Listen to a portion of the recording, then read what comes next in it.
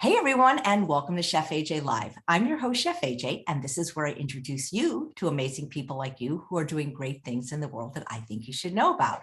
Well, they say all good things must come to an end, and today is the last day of the week that featured wonderful health professionals from the UK. And to introduce today's guest, we have Dr. Shireen Kassam. Oh, hi, Chef AJ. It's great to be back, and thank you so much for hosting us for the week. It's been a great way of promoting our work, so thank you. And yeah, really great pleasure to be back here on the last day. And we have today with us Kate Dunbar, who I brought onto the team of Plant-Based Health Professionals UK as our patient advocate, but she has been so much more and so much more than I expected. So we're super grateful to have her a part of the team. And if I remember rightly, Kate, we met first at the Plant-Based Health Professionals' first ever medical conference, where you dashed down from Norfolk to come to this conference, and you found me in one of the breaks to tell me about your remarkable story that you're going to be sharing today. And then so for the second conference that we held in Glasgow, you came up there to tell the audience about your story, and things have gone from strength to strength, so much so that we've published your healing from psoriatic arthritis in a medical journal just earlier this year. So you've been a really great showcase of what can be achieved. And alongside that, you're our graphic designer as well. I didn't know that you had those skills. So you design all our amazing fact sheets, which I know people really appreciate because they're free to download and doctors can give them to their patients, or everyone can just access them for that little bit of extra information. So it's a great pleasure to introduce Kate to Chef AJ and your amazing audience. Well, I can't wait to meet her. But first, I want to say, Dr. Kassam, thank you for recommending all the people you had. It was just a wonderful week. I learned so much, and it just shows that the plant-based diet, if it were a pill, then it would be, some company would grab it up and they'd be selling millions of them. Just the remarkable stories of healing and disease reversal, and just that the people in the UK are as passionate as the healthcare professionals that are plant-based here. So it's just wonderful to see what's happening in the UK. And I just wanted to thank you for the idea of having a whole week. Wonderful, thank you. Yeah. So Kate Dunbar, tell me a story. I love when people reverse disease. Thank you. It's a great honor to talk to you, and thank you, Shireen, so much. I'm so grateful for you and everything you do, and all the health professionals. They're all absolutely marvelous, selfless, hardworking people, and yeah, I'm just really lucky. Yeah, 40. I was about 40 when I first got really ill. I was a teacher, I was overworked, I was stressed, I wasn't eating properly. One summer, I was just sort of practicing with my kids for a sports day. And I remember running over the recreational ground, and suddenly I just felt my back go. And I had a bit of a history of backache. Nothing in particular, but I just thought, my back's gone, and oh well, never mind, it will be better in a few days. But it didn't get better, and I ended up taking a few days off, what I thought was a few days off, to rest and recuperate. But the next thing, I started getting a pain in the ball of my foot. And I went to the doctor, and the doctor said, "Oh, you've got gout." And I thought, that's weird. Isn't it just the old people that get gout and the people that drink too much port? And anyway, so I ended up getting some pills for that. And then the next thing I noticed, I think I sort of bobbed down to clean a bit of floor, and I just felt this weird popping sensation in one of my knees. And I stood up, looked down, only to see my knee is just beginning to swell up like this, like in a cartoon. And I remember I called to my husband. I said, "Come and have a look at my knee. Come and look." And I just couldn't believe it. It didn't actually hurt at that point. And I just thought, this is weird. What's my body doing? It's doing something odd.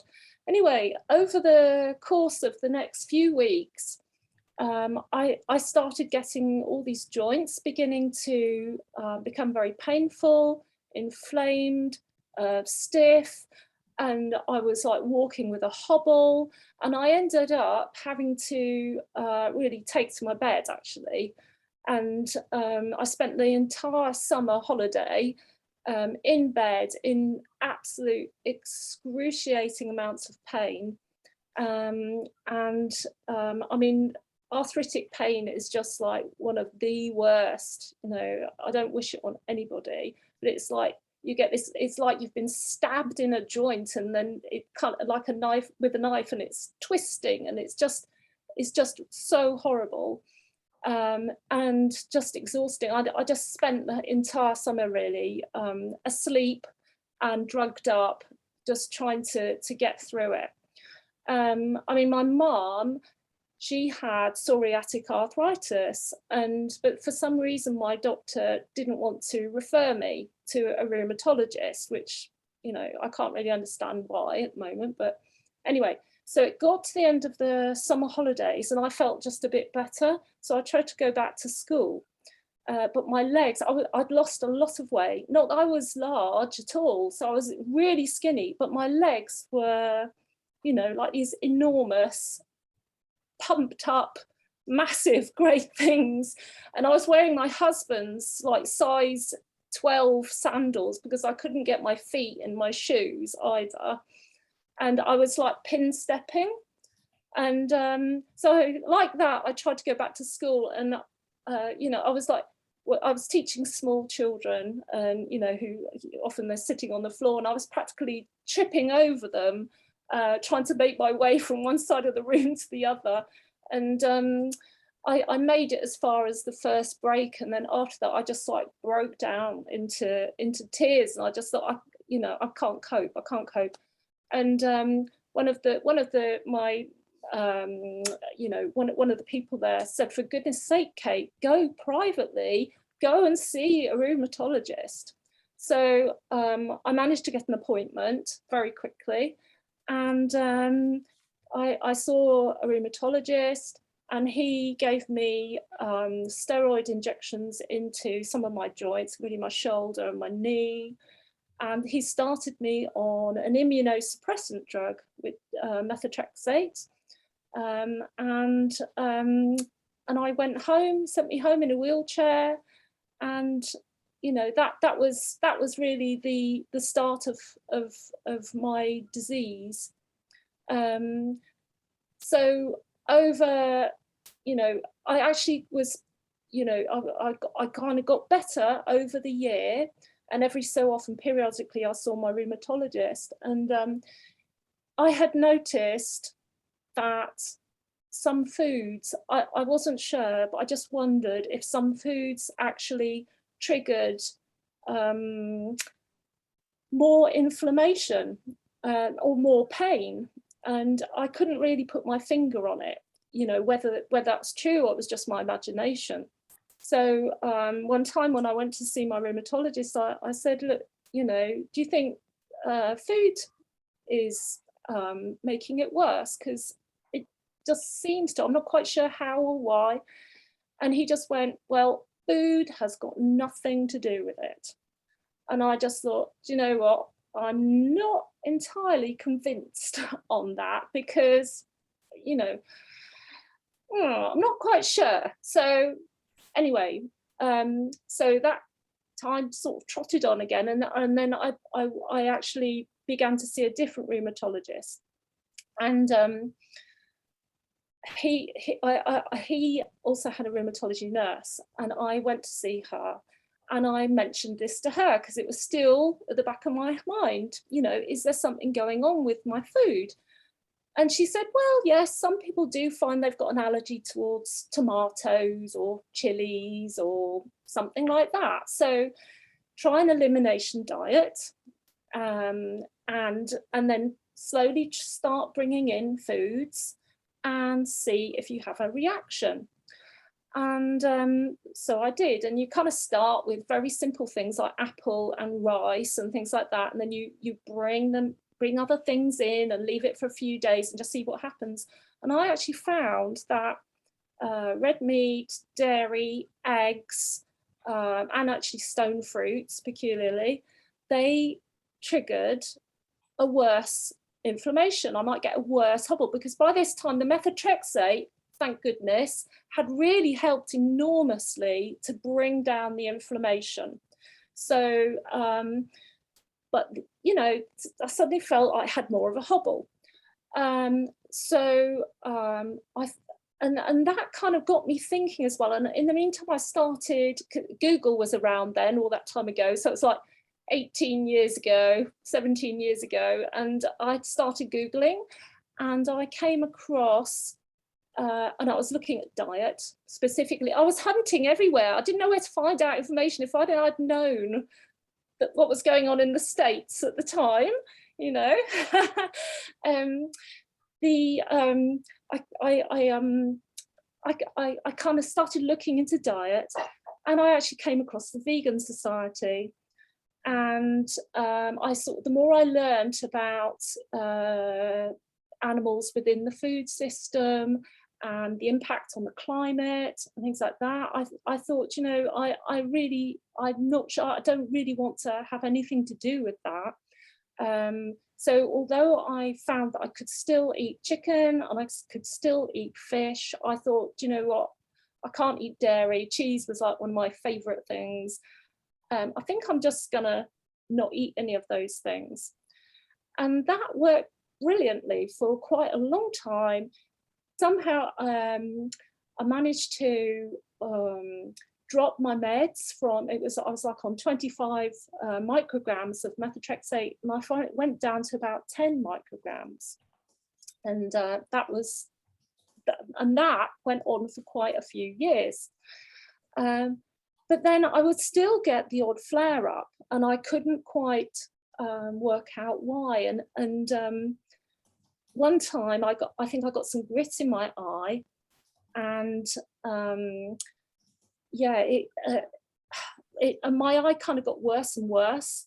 And my husband looked at it one morning and said, for goodness sake, Kate, go to the doctor and get your eye checked out.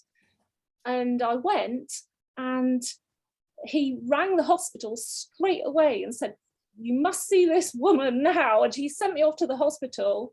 And it turns out I had iritis in my eye. My husband had said, you look like you've got a dead fish eye. It just looked awful. But at that point, it wasn't really painful. It was just a bit weird. But the doctor, he looked at it and he said, look, I really don't know if I can save the sight in your eye. And I mean, that was quite a shock. But thankfully, yeah, he gave me a steroid injection into the eye, which is quite a weird experience, because your eye kind of like becomes very swollen, and you feel like I got a massive football in your head, in your eye socket. So it's kind of odd, but cross fingers, thank goodness, it did actually save my eye. But over the years, for no apparent reason, I couldn't work out why, that happened to me several times in both my eyes. So, you know, that became a bit of a worry. Yeah, and in the meantime, I started doing what we call farmers markets here. I think you have them in the States as well, don't you? And I was making vegan food. I was making all sorts of yummy cakes and pies and tarts and all kinds of things like that. Because being an ethical vegan, I wanted to promote the message that, you know, you can have all the yummy foods that carnivores can have, but we can veganize them and they'll be super healthy, and you know, and we can, you know, save the animals, save the planet, and all the rest of it. So, yeah, so I did that. And then my rheumatologist then said to me, you know, Kate, you've managed to get your drugs down to half what they were. why don't we see if you can come off them? And one little tablet a month. So I tried. I think I managed to drop one tablet, and then as soon as I tried dropping another one, all of a sudden, all my disease started coming back. In a super drive, and my joints flared. My skin started erupting and becoming very sore, and I had to go straight back on my drugs because that was pretty scary. And when I finally saw the doctor again the following year, because it was like once a year I was seeing him, he said, well, that's probably it. You probably can't come off your drugs. That's it for life. So I thought, okay, I can live with that. That's fine. And life trotted on. So anyway, come the summer, we got a couple of rescue dogs, and I'm very lucky because we live by the sea here, and we used to walk down onto the beach. My dogs were very young. They used to run round and round and round people, and I would be stood chatting with people. And I was thinking, I'm getting absolutely no exercise here at all. The dogs are getting all the exercise and the fun. And I just thought, for some strange reason, I thought, I'll try just a little bit of running. Now, I was very aware that my joints really super sensitive. I really had to be so careful not to damage them. So I just very gently on the sand, because I thought, well, that's nice and soft at least. I started running, and I was doing like 1, 2, 3, 1, 2, 3, and it was so hard because all the muscles and the ligaments and everything were all completely wrong, because I hadn't done anything like that for so long. And but by the end of a week, I'd run about 30 meters, and I thought, gosh, I'm actually making some progress here. And so I sort of carried on, but really not very serious, because I was running like in flip-flops and jeans. And I don't know what you call flip-flops in America, but but anyway, yeah. So yeah, and I thought, oh, I'm making a bit of progress.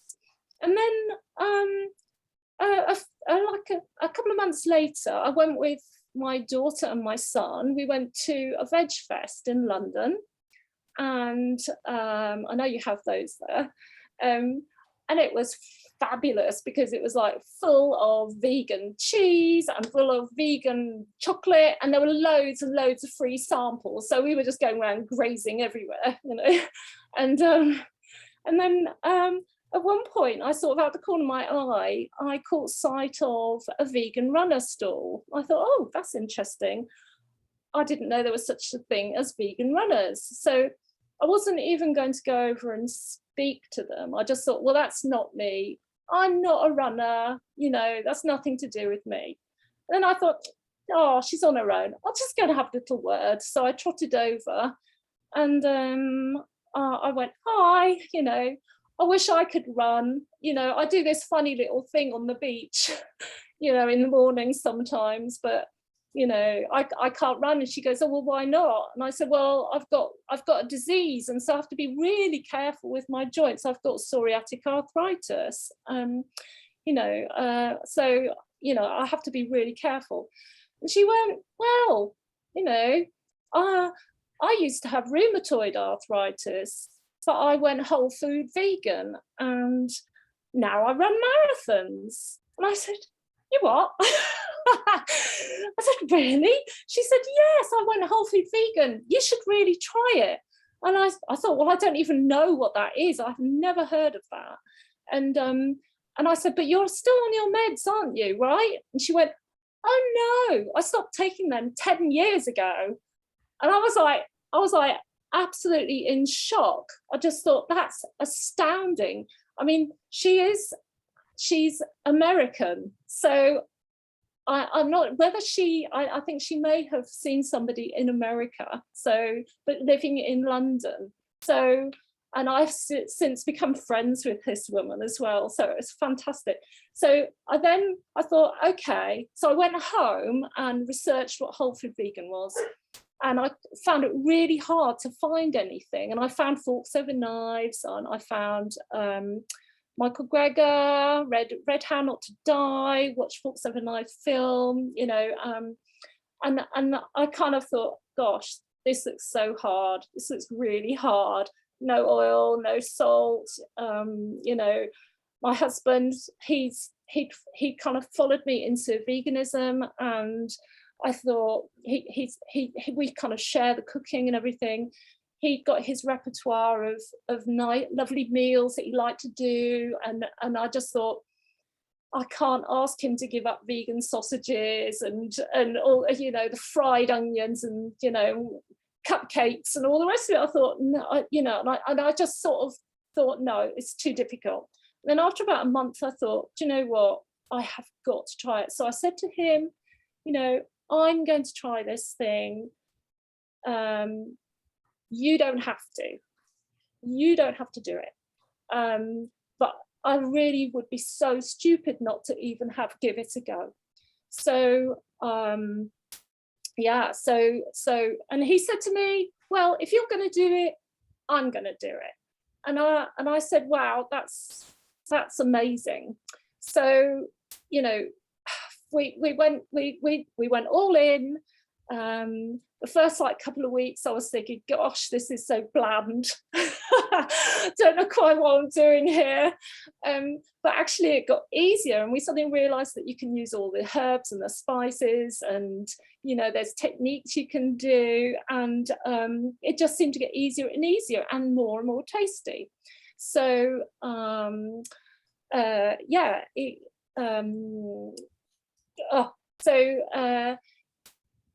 yeah, so sorry. So it was about a month or 2 months after we'd done that, that I started to come off my drugs. I stopped. I was on 4 little pills, and because I was on this sort of shared care scheme, which is with my doctors, and I used to get my blood tested every month. I could see how much inflammation was in my body. So yeah, I managed to drop a pill, and then the following month I managed to drop another one, and in the end I was down to one tiny little pill, and I started cutting it into quarters.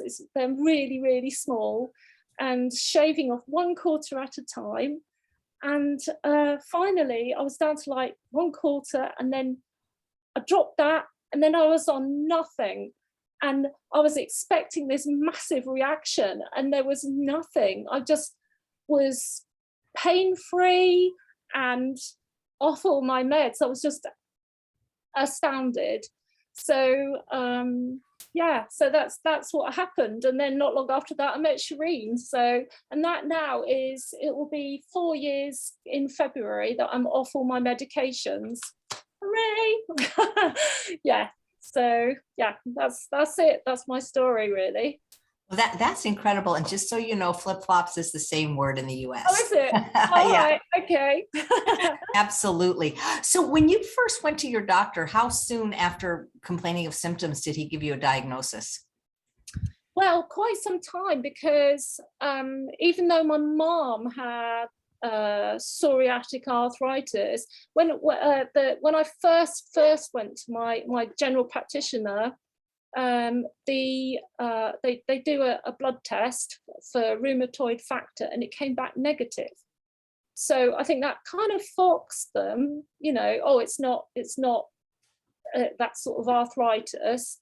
And also I didn't have psoriasis. The thing is with psoriatic arthritis is most people get the psoriasis first, whereas I didn't.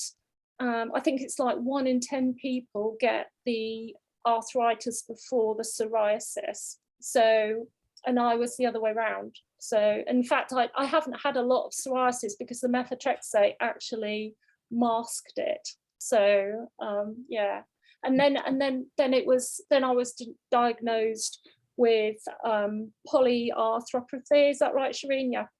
And it's because they couldn't narrow it down then. It was only later on that, you know, it was diagnosed as psoriatic arthritis. So how quickly did your first symptom come on? Do you remember? Yeah, well, very rapidly. You know, I suppose that summer, when I was so poorly, yeah, I didn't know what it was, of course, because I got the gout, and then very quickly after that, my knee, and then, you know, I just sort of everywhere, all my joints, well, not all of them, so many I had in my neck, upper back, lower back, shoulders, knees, heels, you know, parts of my feet, you know, really, really sore.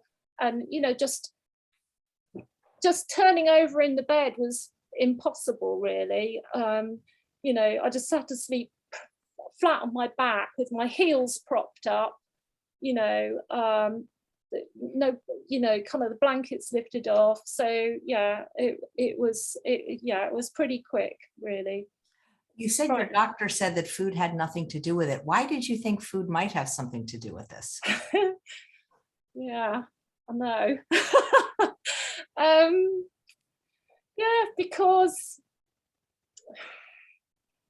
I just noticed that sometimes after eating a specific meal, there'd be no reaction.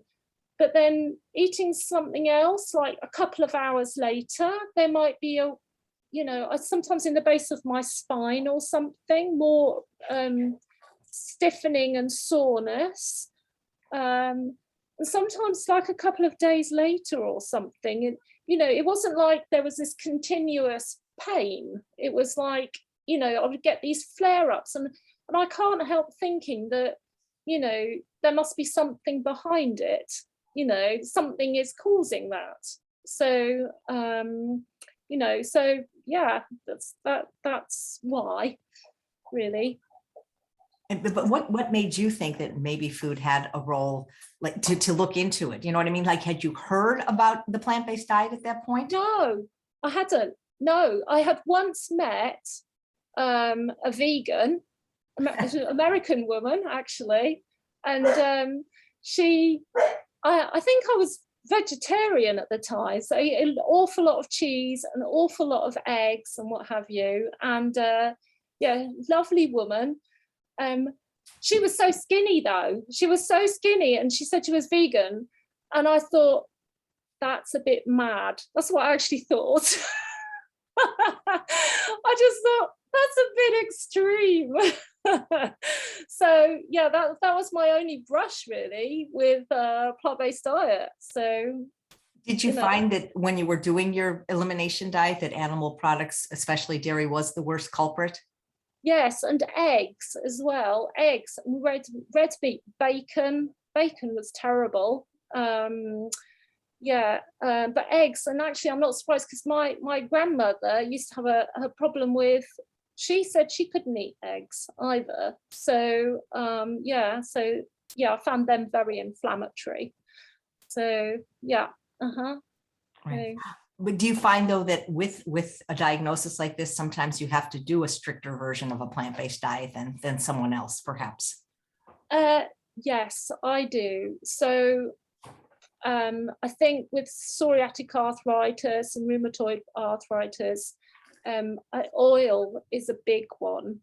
So I mean, I can get away with a little bit sometimes, you know, if I'm out and about, but actually oil is a real no-no.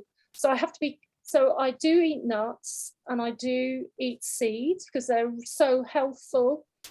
But I try and keep to about a handful of nuts a day and seeds, because if I overindulge, and you know, which I could easily, because I adore them, I could easily stuff a whole pack of nuts, you know, but I would probably find that I would start getting a pain or a hobble.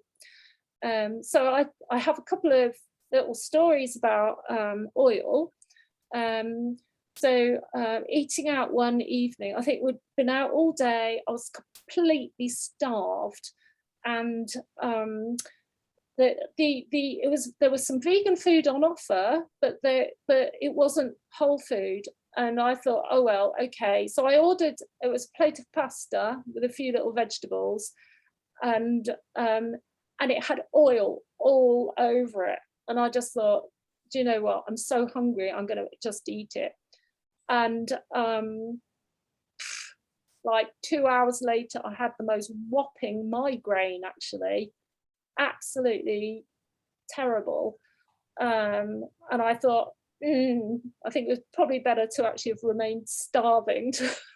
I'll just be really careful. I'm not going to do that again. And then another time I was actually asked to do a farmer's market. And this is after I'd gone whole food vegan. And so I had actually stopped them. I thought my thinking had been, I can't eat this stuff, and I can't, in all honesty, be giving it to other people when I know it's not actually really that healthy.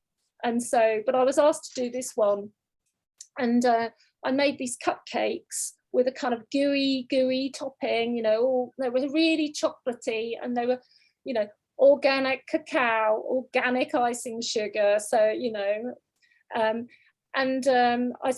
was using a little hand mixer to mix them up. And I just thought, I'll just have a little taste of that. And before I knew it, I'd eaten like a couple of tablespoons of this kind of chocolatey, fudgy icing. And thought no more of it. Finished mixing the topping, which took about 3 minutes and no more. And by the time I stopped, I tried to take my hand off the handle of the mixer, and I couldn't. My fingers were actually stuck around the handle, and I had to like peel them off one by one like this.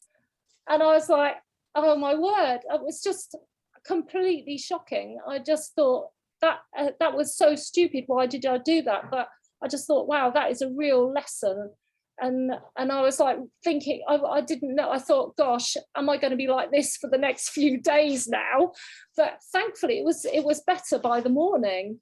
So I mean, that was just very odd, very bizarre. So yeah, and I think that was the oil rather than the sugar as well. But it was mainly the oil that did that. So yeah, it's interesting with other diseases, it takes a long time to manifest in the body. And in a way, it's kind of good that this happens because right away and you know what you can do about it. Yeah, absolutely. Completely. Yeah, it is. Although it's quite scary because I mean, immediately I start thinking, is it going to start affecting my eyes?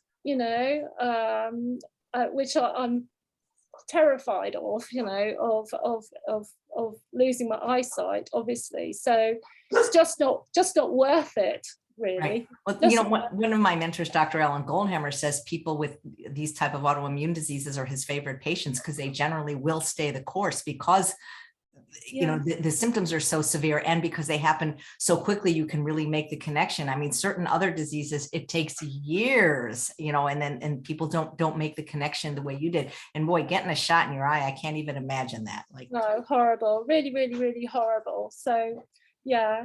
Anyway, so yeah, now I am a runner as well. So and I'm a member of Vegan Runners in the UK. Quick shout out to the vegan runners. Here's our kit. And this is our thing. So eat plants, run faster, sleep easy, repeat. Yes.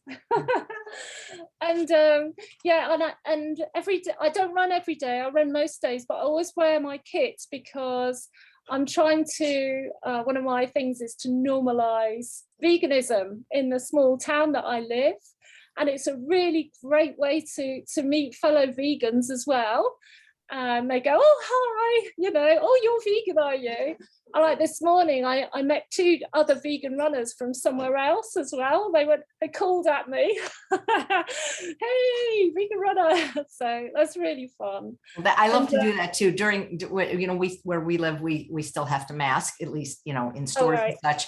And so right when the pandemic began, I had a mask made that said vegan since 1977, and it's really big. And I meet so many people because of having that right on my mask. And they're like, oh, that's really nice. You know, where might not have come up to me before.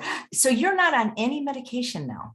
Nothing, no, absolutely nothing. So, and I don't have to be careful about my joints. I run on tarmac and rather than on sand. And I'm 58 now, and I'm still getting faster. Okay, I would not have asked a lady her age, but I would have guessed at least 20 years younger. That's amazing. Thank you. When you were on medication, how long of a time frame was that? And I imagine that it was probably quite expensive, and there were probably lots of side effects, weren't there? Well, yeah, it wasn't, I wouldn't say it's expensive because we have the NHS here, so medicines are subsidized. But yeah, it was a long time. I'm just trying to think, how long would it be? About 13, 14 years, something like that, I guess. And so, you know, to be on it all that time, I mean, I'm very grateful because I'm sure it's actually stopped until I found out, until I got to learn about this way of eating. It must have stopped a lot of joint degrading. You know, that's what happens to a lot of people. They're on like methotrexate, and then after their joints still degrade, and then the methotrexate stops working at all, and then they're on another medication, and then another medication, and another medication, but all the time they're not getting any better. In fact, quite often they're getting worse, and then they're having you know, joint replacements and things like that. And I think that is probably where I was going, because my mum, she ended up with twisted, you know, hands, very, very disabled hands. My dad had to be her carer. She couldn't, you know, use her hands very well at all. She ended up in a wheelchair. And I think I'm convinced that that is what would have happened to me if this lovely person hadn't helped me on my journey and told me about a whole food plant-based diet. So yeah, I'm incredibly grateful for that, really. Are you still in touch with her? I am. So she's a vegan runner, and I'm a friend with her on Facebook. And the lovely thing is that so I was helping Shireen and the other plant-based health professionals at Brighton, down on the south coast at a veg fest, on one of the stalls there, and giving talks and things like that. And then I think at the lunch break, I went downstairs and there was a vegan runner stall, and there was a couple of people that I recognised, and I just said, do you know what? I think it was, I don't know how long ago it was, it must have been like 2 years ago. And I said, it was at a veg fest in London that I met somebody who told me about whole food vegan diet. And if it hadn't have been for her, I would never have got better. I'd never have been running, and I would never have met the plant-based health professionals. And I wouldn't be upstairs now helping out there and helping give a talk. And I said, I'm just so grateful for that person. I've got no idea who they are. And then this one woman who was stood there just suddenly went into complete shock and burst into tears and said, oh, I think that was me. So I didn't even know who it was. And there she was. And she was just so, you know, and the power of just being kind to somebody and passing on a bit of information, which is also why I like, you know, I'm just really happy to have part of, as my role of being a patient advocate, for the plant-based health professionals, and trying to you know, pass on some of the knowledge, and you know, some of the point people in the direction of the evidence-based research, and you know, and everything the plant-based health professionals do to people who need to know, you know. And I'm very lucky, because I've a few of my friends who've had various different conditions have also managed to improve their own conditions through a whole food plant-based diet. So somebody with fibromyalgia, somebody with osteoporosis who's reversed her condition to osteopenia, and another person with Addison's disease. My own husband as well, actually, he was diagnosed over 10 years ago with emphysema, and well, he hasn't got it anymore. And I mean, the doctors said, oh, well, maybe it was a misdiagnosis. And I think, well, it could have been, who knows? But then I did hear on the other a podcast with somebody saying that their grandmother had managed to reverse their emphysema, so which I hadn't heard of before. So, you know, maybe that is a thing as well. Who knows? I don't know. I mean, whole food plant-based eating is kind of magic, you know. So who knows what it can do, you know. Did you ever contact your original rheumatologist that said diet makes no difference, and tell him that after 13 years you're basically cured? Yes, I did. And also, you know, I think he was asked if he wanted to be part of the study that about my condition, and yeah, he said, all he did say was, oh, nice to hear that you're better. That was it. Unfortunately. But my last rheumatologist, when I went to see him, I went with a big pile of evidence, research, books, and all sorts of things for him. I went in, I trotted in. I had my medals, my running medals, and I said, I sat down, and he looked at, he just sort of like collapsed back in his chair. And I said, look, I'm off all my meds, I'm running, all that, blah, blah. And he said, you know, I have heard of this, it's lifestyle medicine, but I have no idea where to look to find out about it. And well, at least he heard of it, because a lot of doctors, when that happens, they'll just say, oh, well, unknown origin, spontaneous remission, you know. At least he acknowledged that it was real, whereas some doctors are like, well, we don't know, you know, duh, you don't. I just wish he would find out more about it now. You know, perhaps he will, who knows. It's so sad why some doctors just, I don't know, just, yeah. Well, maybe we're going to bring Dr. Kassam on in a minute, because I'd like to ask her what she thinks happened here, you know, to explain your spontaneous recovery. I'm just curious. So what kind of, like, what do you eat? People, I mean, both as a person living with this condition and a runner, what kind of things do you eat on a daily basis? Yeah, so I mean, some people might think, oh, you can't get enough calories, you know, to run and all the rest of it, but actually, yeah, it's easy. I'm sure your system, your gut, your microbiome gets more efficient in kind of digestion and all that kind of thing. I'm sure it does. And of course, I'm really keen to get all the good phytonutrients and all the antioxidants and all the things that are so healing when you're kind of running and doing exercise. You know, you need stuff to like really heal yourself quickly. And so yeah, so for breakfast we often have, like, in the winter we might have like porridge and berries and things like that. But at the minute we are eating quite a lot of overnight oats, and not just oats, we sometimes have other grains in there, like barley or rye,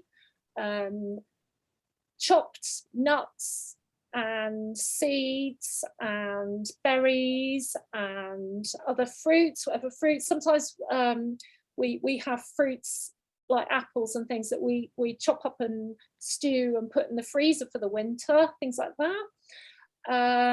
So that's kind of our go-to breakfast. For lunch, we'll have, I love my pressure cooker, and I make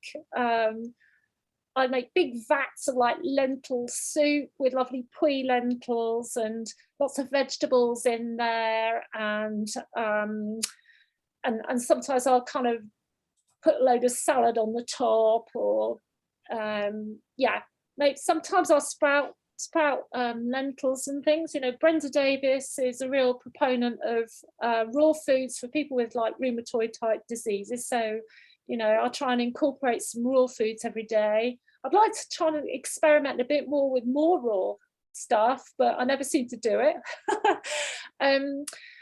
Or sometimes another thing quite like is toast. Sometimes homemade bread. I've got a bread maker. I love my gadgets. I love my kitchen gadgets. I've got a bread maker, and I make bread when I put kind of dried fruit in it, and a whole lemon, sort of ground up and mashed up. So a whole lemon or a whole orange, all pureed, the whole thing, skin, pulp, everything. And then, like miso type fermented bean paste and avocado and salad and all that kind of thing. So that's quite a lunch type thing we have as well. For dinner in the evening, my husband makes really, really good lasagna. And it's one of his favourite things. Curries.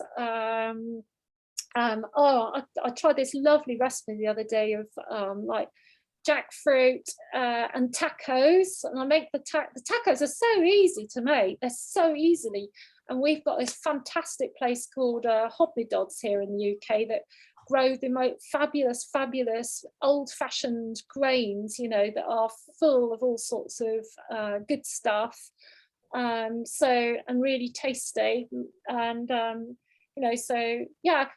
Quite often I'll just like throw things in, really.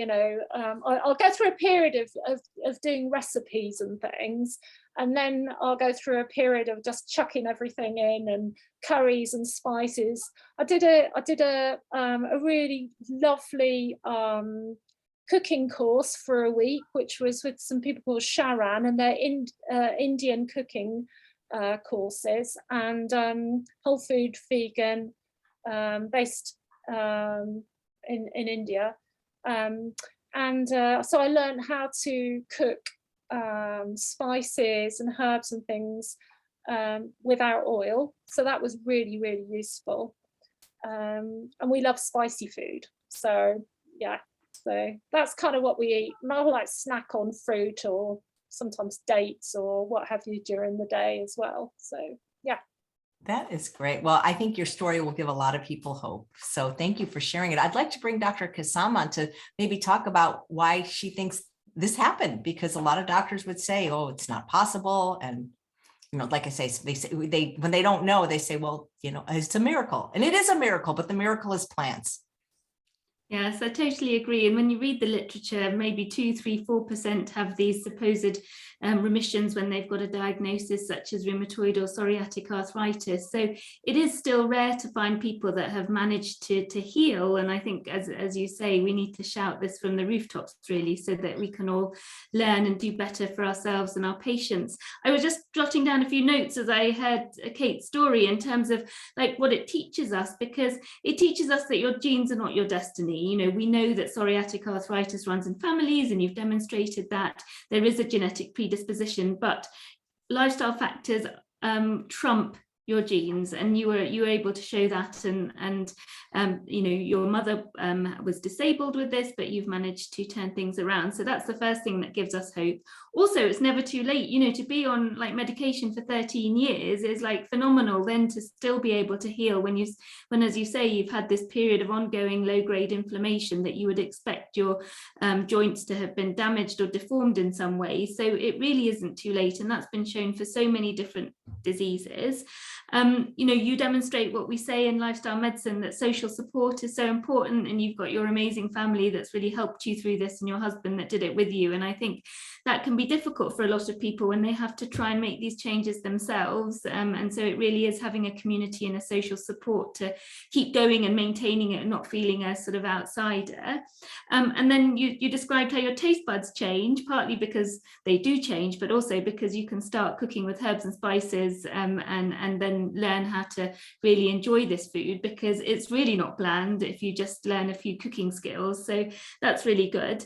And then, you know, you showed us what foods cause inflammation, and this is the core of it, Chef AJ, in that we know that we can have a diet and lifestyle that either promote inflammation and, you know, allow our genes to take over our destiny, or we can have a diet that dampens down inflammation, and that's the kind of basic root cause of so many of our illnesses. And you know, if we know that people with psoriatic arthritis have an increased risk of cancer and increased risk of cardiovascular disease, and that's because all these illnesses share this same mechanism of inflammation, and we spend decades, you know, abusing our body with the wrong food, or not being physically active, or not sleeping well enough, and all these things that cause inflammation. But again, Kate demonstrates that you can easily switch on and off this inflammation, and she names some really common foods that are culprits. It's the meat, it's the eggs, it's the dairy, it's the sugar, it's the refined grains, and certainly for some people it's the refined oils as well, and then sometimes even nuts and seeds. So like your story, Kate, sort of, you know, teaches us everything we need to know in a nutshell to really effectively help our patients. And then the fact that you're finding joy out of running, and you know, a great way to reduce inflammation in the longer term, you know, regular physical activity, keep your heart healthy, lungs healthy, all those things, brain health, and everything else. So I think those are the teaching points, but effectively it's like an anti-inflammatory diet. We've known from studies that a plant-based diet will reduce inflammation. It partly does that by healing the gut. So a lot of these autoimmune conditions, because of the diet that we've been so used to eating in our sort of Western society, really damages the lining of the gut, lets all these sort of toxins and endotoxins in, and it doesn't allow your gut bacteria to make these immune compounds called short-chain fatty acids, because we're not eating enough fiber and polyphenols and resistant starches. So when you turn that around and start eating a diet that promotes a healthy gut microbiome, that's fiber, the colorful fruits and vegetables, the variety, the spices, then your good bacteria can thrive, and they can make these signaling molecules that go signal throughout the body. You know, there's connection between the gut and the lungs, the brain, the joints. First time I heard about the gut joint connection was a few months back when he held a webinar on joint diseases. And yeah, the gut bacteria can signal to the joints and dampen down inflammation. So I think the core of it is healing the gut, reducing the inflammation, and then flooding our body with all those antioxidants and anti-inflammatory compounds. And it's so beneficial for so many diseases, and people show it repetitively that it works. So it's really empowering, and I think doctors and health professionals are beginning to learn that there are different ways of managing conditions. And Kate's story also tells us how effective medications can be in the acute setting, but then you need something else to properly heal afterwards. Yeah. So isn't in general all disease inflammation? I mean, really, at the end of the day? Yeah, absolutely. They're just different ways of getting to the same point of being inflamed, as it were. You know, your immune system is no longer on your side. It's decided to be overactive, it starts destroying your own tissues in one way or other. And yeah, every body organ can be affected, even in Kate, you know, first the joints, but a bit the skin, then the eyes, and who knows what might have been happening inside the arteries of the heart, or, you know, in the gut. So absolutely, all diseases share that core mechanism. There could be different triggers to it, but dampening down inflammation, we know, helps cancer, heart disease, diabetes, you know, and even carrying too much weight ultimately results in inflammation that then leads to all these other chronic conditions. Right. Because, you know, in some ways on autoimmune disease is a gift, because it lets the person know, because think about all the people that are running around eating well, I don't know if you have a standard UK diet, but standard American diet, which is something like over 92% of the calories from animal products and processed food, which are both inflammatory. And it's not just that these things are so deleterious, but that nobody's eating fruits and vegetables, which are anti-inflammatory. So they're walking around with diseases, but they're not manifesting so quickly.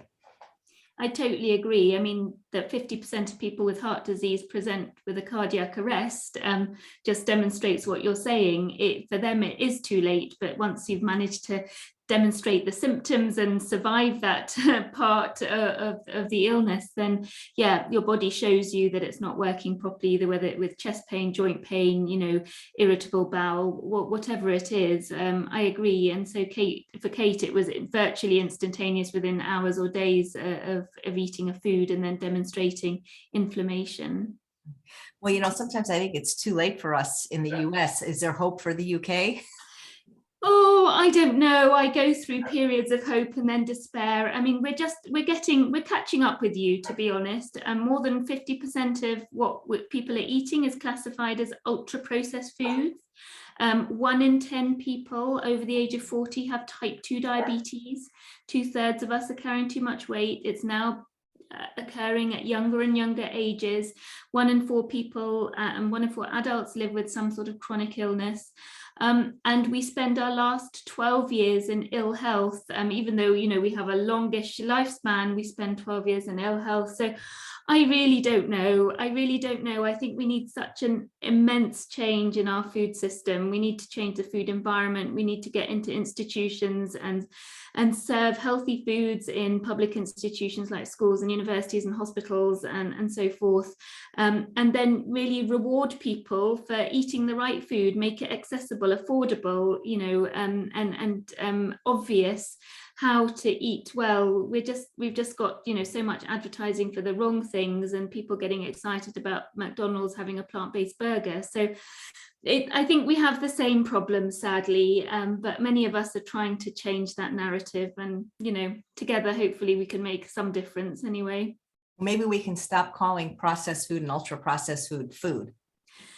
Yeah. Absolutely. We need another name for that. You're absolutely right. It doesn't nourish, it doesn't give us nutrients, and surely that has got to be the definition of food. Right.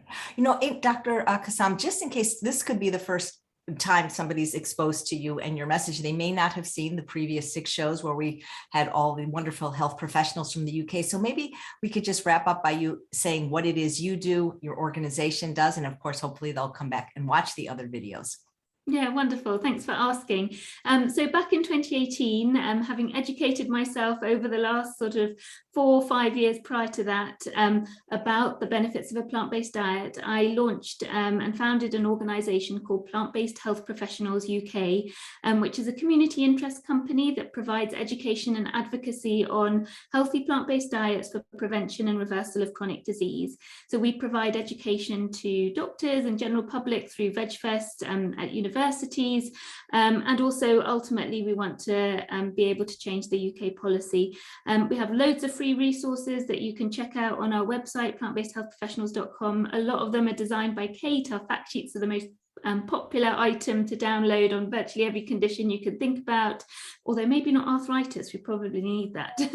Yeah, so we run webinars and all sorts of things, and you can join as a member. We accept everyone worldwide, whatever your background, as a member, just to support our work, join the network, spread the word even further. And then some of the members of the team you will have met this week are also part of a healthcare organisation called Plant-Based Health Online, where we're actually able to give people appointments and consultations to use plant-based diets and lifestyle medicine, because other pillars of lifestyle medicine are so important as well, to really have the option to heal themselves properly and reverse conditions like hypertension, type 2 diabetes, high cholesterol, and live better after a diagnosis of heart disease and cancer. And thinking back to Kate's story, and hopefully people now have, when they Google plant-based and health professionals and UK, they can come across organizations and people who are part of our group that can support them to heal and get there sooner than the 13 years Kate had to be on medications. So that's what we do. So check us out online, plantbasedhealthprofessionals.com or plantbasedhealthonline.com, and you can join us and support our work. That would be great. Now, Lisa had mentioned you do like webinars every other week. Yeah, we do. So Rohini Bajekal, who you've met this week, she runs our webinar program every 2 weeks. It's a CPD accredited webinar for health professionals. We have people joining globally, and it's accredited by the American College and the British Society of Lifestyle Medicine, so people can get their certificates for their folders and appraisals and what have you. And yeah, they're on playback for our members as well. So we get people, we try and highlight UK expertise, because actually there are a lot of people now. We just need to bring them together in a united voice and educate each other in our own disciplines. Right. Well, that's what I try to do with this show. And thank you for shining the light on all the wonderful people in the UK. And Kate, congratulations. That is such a great story. Thank you. Thanks very much, Chef AJ. Thank you. And thanks all of you for watching another episode of Chef AJ Live. Please come back tomorrow at 11 a.m. for another fabulous show. I believe we're going to kick off the new year with none other than Dr. Doug Lyle. Take care, everyone. Bye-bye.